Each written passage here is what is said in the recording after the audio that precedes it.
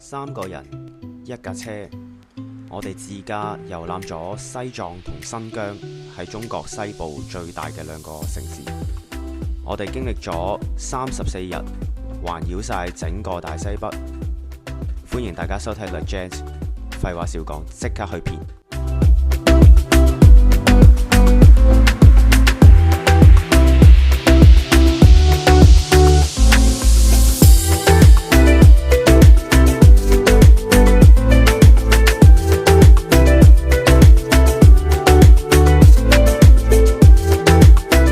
我哋係會由雲南出發，直至由東至西穿過成個西藏。喺廣州我哋租咗一架華為同奇瑞合作嘅汽車智界 R7， 整架車俾我哋嘅感覺都係相當之唔錯。我哋由廣州出發，第一站20個鐘頭嘅揸車，直接去到雲南嘅瀘水市。嚟到雲南怒江其實海拔唔算好高，但係呢度嘅山啦、河啦都已經係相當之靚，我哋都忍唔住喺呢度停留，影低好多相。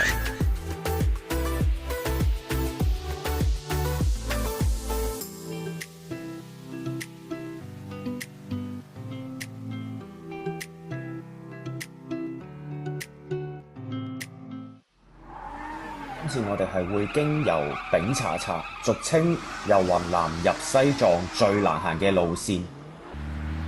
咁我哋會經過林芝啦，最後會到達拉薩。沿途都可以俾大家感受下條路究竟有幾難行。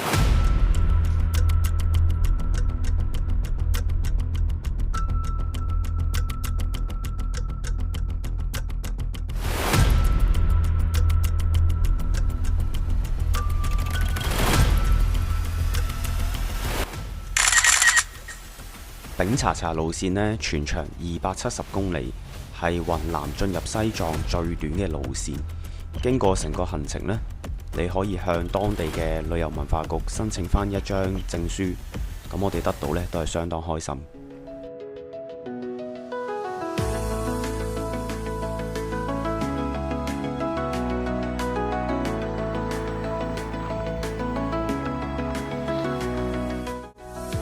經歷過咁辛苦嘅路都係為咗睇之後更靚嘅天空。大家可以睇下。過咗丙察察之後我向住西面跑，直到拉薩之前，一路就係藍天、雪山、河流。我哋都不斷停低架車喺湖邊影咗好多嘅靚相。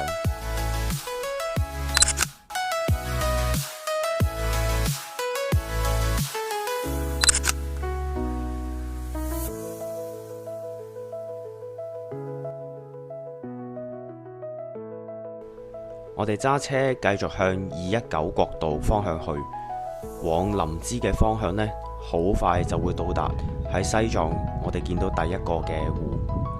我哋冇好高超嘅拍攝技巧，但係我哋希望將所有畫面最真實咁呈現俾大家，即管睇下。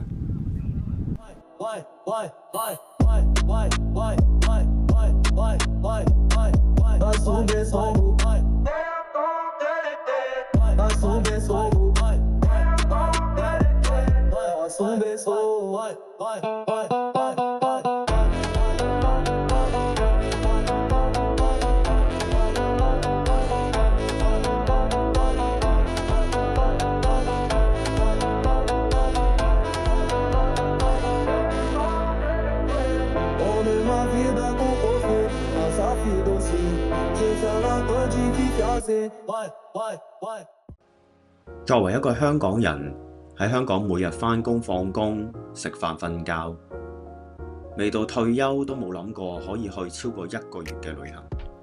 我唔係叫大家同我一樣放低工作，走一場咁任性嘅行程，但係有時大家放慢腳步，睇多啲身邊嘅嘢，其實人生都唔係淨係得工作。雖然工作好重要，但係唔好等到老咗先後悔。好多嘢呢一刻唔做，你以後未必做到。喺香港揸咗車咁多年個人嘅駕駛風格比較都係偏向於安全駕駛多啲，一路都係維持中線跟車速行。返到嚟內地揸車，雖然近年有港車北上，咁但係呢，嚟到西藏揸車又完全係截然不同嘅風格嚟嘅。呢度嘅人揸車呢，就算你安全駕駛呢，大貨車都會喺你側邊逆線爬頭。所以呢，我嘅建議係保持良好嘅心態，安全駕駛為主。激死我啦！竟然冇開門。唉，有時旅行就係咁，呢度啲人做嘢咧真係好超，中意開就開，中意唔開就唔開。冇辦法，揾個另一間。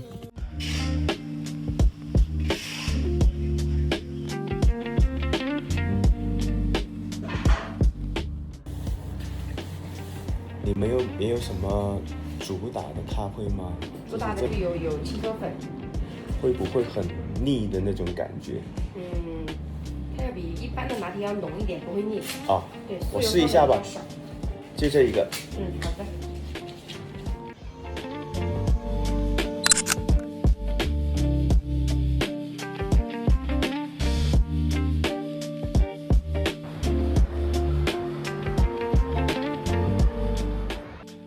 西藏嘅慢活呢，對比起香港生活節奏非常急呢，完全係另一種境界。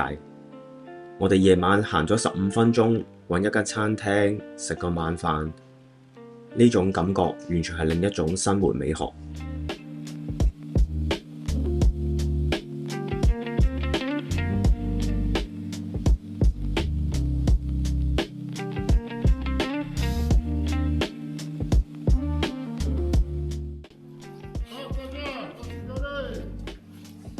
好，拜拜，拜拜，拜拜。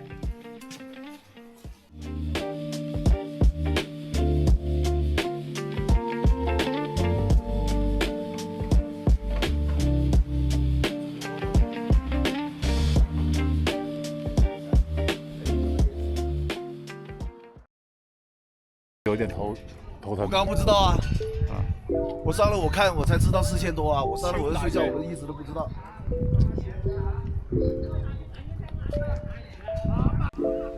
嚟到西藏旅行呢，我都想講下高反嘅感覺。出發之前呢，我喺香港嘅藥房買咗海拔適，咁出發前3日呢，就開始食，嚟到呢，又真係冇乜高反嘅感覺。咁感覺上呢，隻藥帶俾我哋嘅效果都幾好。反而我想講下嘅係喺西藏嘅天氣問題，因為一路揸車呢，海拔上上落落，上一秒呢可能藍天白雲，下一秒呢就已經係落緊大雪，直到去到拉薩呢個情況先至好啲。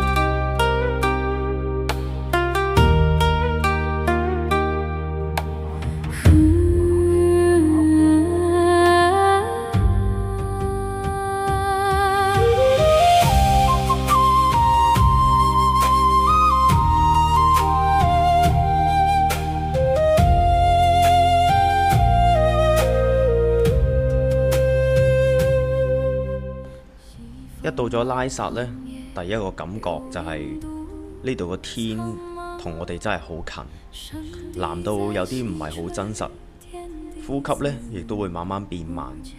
但係變慢呢，唔係因為高原，可能係因為俾呢度嘅莊嚴氣氛，我哋自動自覺就會收聲。拉薩真係一個好神奇嘅地方，但係跟住落嚟，我哋會進入我心心念念咗好耐嘅地方。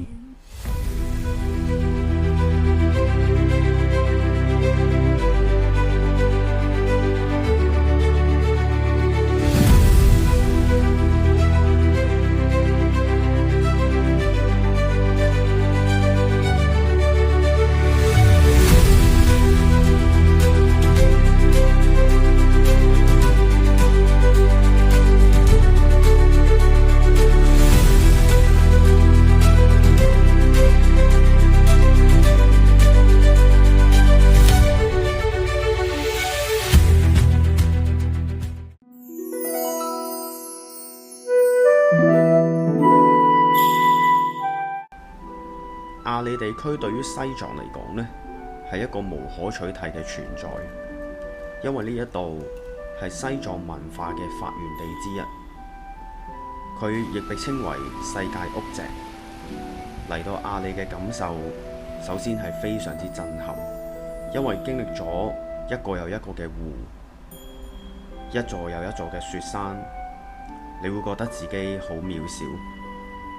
地大人稀，架車行喺無邊無際嘅高原呢，時間都好似慢慢慢咗落嚟。呢度慢呢，唔係一種難，係一種對於大自然嘅敬仰。喺呢度感覺到強烈嘅生命力，因為企喺最高嘅山巔，吸緊最純淨嘅空氣，體驗一種現代都市從來都未有過嘅寧靜。呢度係一個會令人重新思考生命嘅地方。